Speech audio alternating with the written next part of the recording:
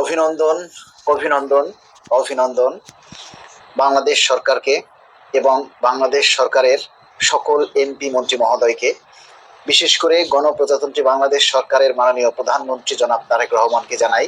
বাংলাদেশ সরকারি কর্মকর্তা কর্মচারী কল্যাণ সমিতি কেন্দ্রীয় আহ্বায়ক কমিটি তথা 22 লাখ সরকারি কর্মচারীদের পক্ষে জানাই অভিনন্দন। মাননীয় প্রধানমন্ত্রী জনাব তারেক রহমানের হাত ধরে বাংলাদেশ আরো এক ধাপ এগিয়ে যাবে, আমরা সেই প্রত্যাশা রাখি। দেশ নায়ক তারেক রহমান বাংলাদেশের যে অস্তমিত যাওয়া সূর্য তার পুনরুজ্জীবিত করবেন বলে আমরা প্রত্যাশা করি এবং সরকারি কর্মচারীদের, সরকারি চাকরিজীবীদের আশা প্রত্যাশার প্রতিফলন ঘটবে, এমনটাই আমরা আশা করছি।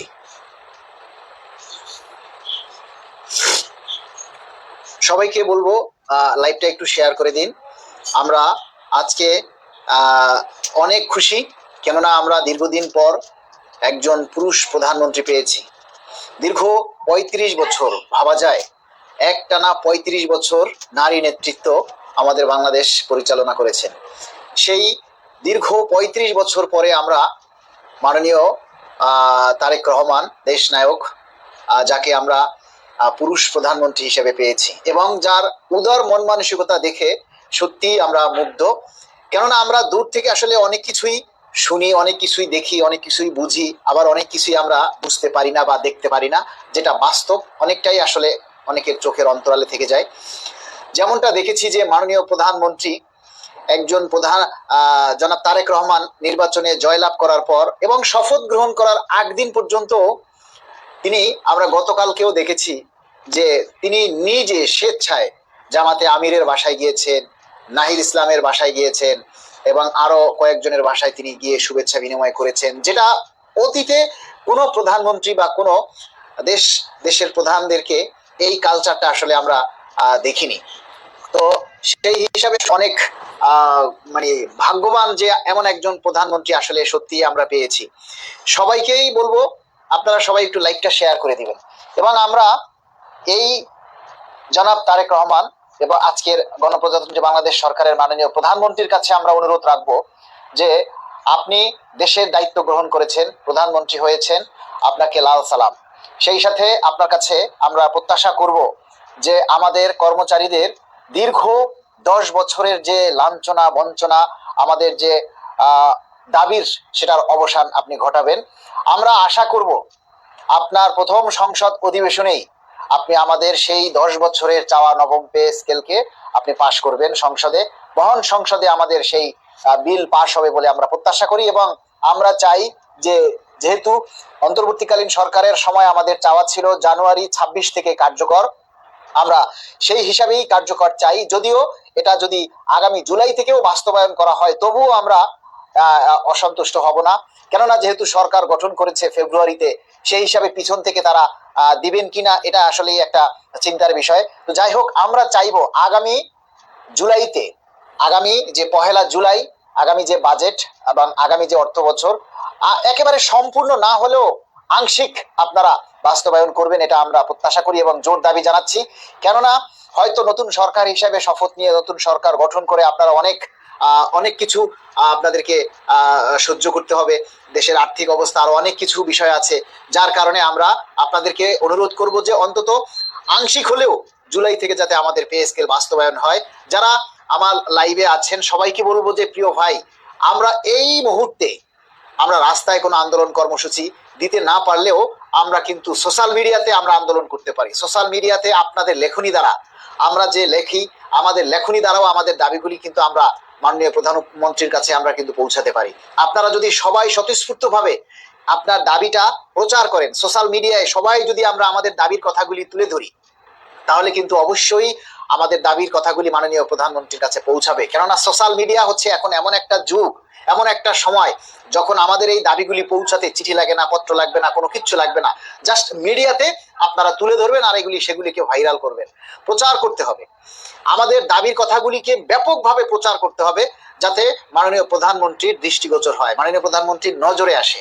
আরেকটা কথা আমি আপনাদেরকে যেটা স্পষ্টভাবে বলতে চাই, যে আপনারা দেখেছেন দীর্ঘকাল থেকে আমরা এই পে স্কেলের জন্য আন্দোলন সংগ্রাম করছি।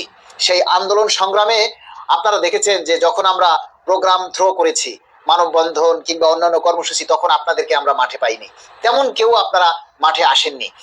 তার আরেকটা কারণ ছিল, আমাদের সাংগঠনিকভাবে আমাদের শক্তি ছিল না। তার মানে আমাদের সংগঠন ছিল, কিন্তু সংগঠনগুলির কোনো বেস ছিল না, সংগঠনগুলির ভিত্তি ছিল না। আমাদের সংগঠন, অনেক সংগঠন আছে, কিন্তু মাঠ পর্যায়ে বা তৃণমূল পর্যায়ে আমাদের কোনো শাখা কমিটি নেই। তাই আমরা তারুণ্যের জয় করার জন্য, আমরা তারুণ্যের জোয়ার ঘটানোর জন্য আমরা চাই এই যে বাংলাদেশ সরকারি কর্মকর্তা কর্মচারী কল্যাণ সমিতি নামের একটি সংগঠনের আত্মপ্রকাশ ঘটেছে, এবং আপনারা সেই সংগঠনের হাতকে শক্তিশালী করার জন্য সারা বাংলাদেশের প্রতিটি জেলা উপজেলায় আপনারা সেখানে উপকমিটি বা সাব কমিটি বা শাখা কমিটি গঠন করুন। যে এই কমিটিগুলি যদি গঠন হয়, তাহলে কিন্তু আমরা আমাদের সাংগঠনিকভাবে আমরা শক্তিশালী হব, এবং যে কোনো আন্দোলন কর্মসূচি ঘোষণা করলে সেই সংগঠনের মাধ্যমে আমরা সবাইকে উপস্থিত পাবো। যত তৃণমূল পর্যায়ে শাখা কমিটি গঠিত হবে, অর্থাৎ একটা গাছ যখন হয়, সেই গাছের শাখা প্রশাখা যত বিস্তৃত হবে, ওই গাছটা তত মজবুত হবে। এটা আপনাদের সকলেরই কথা। এজন্য আপনারা প্রতিটা জেলা উপজেলায় 31 সদস্য বিশিষ্ট উপজেলা দপ্তর অফিস, এগুলাতে 31 সদস্য বিশিষ্ট কমিটি, আর যদি জেলা কমিটি হয় তাহলে সেটা 51 সদস্য বিশিষ্ট কমিটি হবে। আমার পেজে একটু আগেও আমি কমিটির রূপরেখা দিয়েছি, কি কি পদ থাকবে, জেলায় কোন কোন পদ থাকবে, উপজেলায় কোন কোন পদ থাকবে, সেটার একটা রূপরেখা আমরা পোস্ট করে দিয়েছি। যেই পোস্ট অনুযায়ী আপনারা জেলা কমিটি কিংবা উপজেলা কমিটি কিংবা দপ্তর অধিদপ্তরে আপনারা কমিটি গঠন করতে পারেন। দ্রুত সময়ের মধ্যে আপনারা কমিটি গঠন করবেন। একটা কথা মনে রাখবেন, আমাদের সাব কমিটি যত দ্রুত গঠন হবে, তত আমরা আন্দোলন সংগ্রামের কাজ শুরু করতে পারবো। আমরা সাংগঠনিকভাবে শক্তিশালী হয়ে না হয়ে আমরা কিন্তু আর কোনো আন্দোলনে যাচ্ছি না। কারণ ওই মেরুদণ্ডহীন যে সমস্ত ফ্যাসিস্ট আলা নেতাদের পিছনে আমরা আর কোন আন্দোলন সংগ্রাম করব না। তাদের পিছনে আন্দোলন সংগ্রাম করে আপনারা দেখেছেন। আজকে কিছু কথা আসলে না বললেই নয়। আপনারা জানেন যে আমরা 5ই ডিসেম্বর আমরা সারা দেশের মানুষকে আহ্বান করে প্রায় 3 লাখ 3 লক্ষাধিক মানুষ 5ই ডিসেম্বর জাতীয় শহীদ মিনারে আপনারা এসেছিলেন, কিন্তু সেখান থেকে কোনো কর্মসূচি নেতারা দিতে পারেনি, কেননা তাদের পিছু টান ছিল।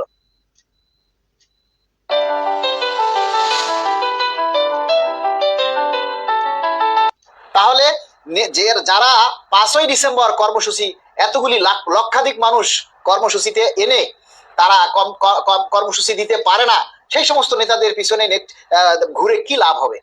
আবার দেখেন, একটা আমরা অনেক আগে থেকেই বলতেছিলাম, এই যে 6 তারিখে যে কর্মসূচিটা দেওয়া হয়েছে, এটা আমরা অনেক আগে থেকে দেওয়ার জন্য বারবার বলেছি, কিন্তু যেখানে 12 তারিখ নির্বাচন, সেখানে 6 তারিখে এরকমের একটা কর্মসূচি কিভাবে ঘোষণা করে আমরা নিরুপায় হয়ে পালন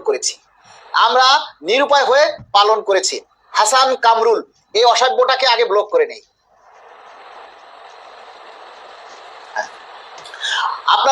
আমরা নিরুপায় হয়ে এই কর্মসূচিগুলি আমরা পালন করেছি, কিন্তু আপনারা দেখেছেন যে গত 6 ফেব্রুয়ারি প্রায় 3 লক্ষের উপরে কর্মচারীরা বিভিন্ন জায়গা থেকে ধার দেনা করে তারপরে এই কর্মসূচিতে এসেছে, কিন্তু আমরা কি করলাম?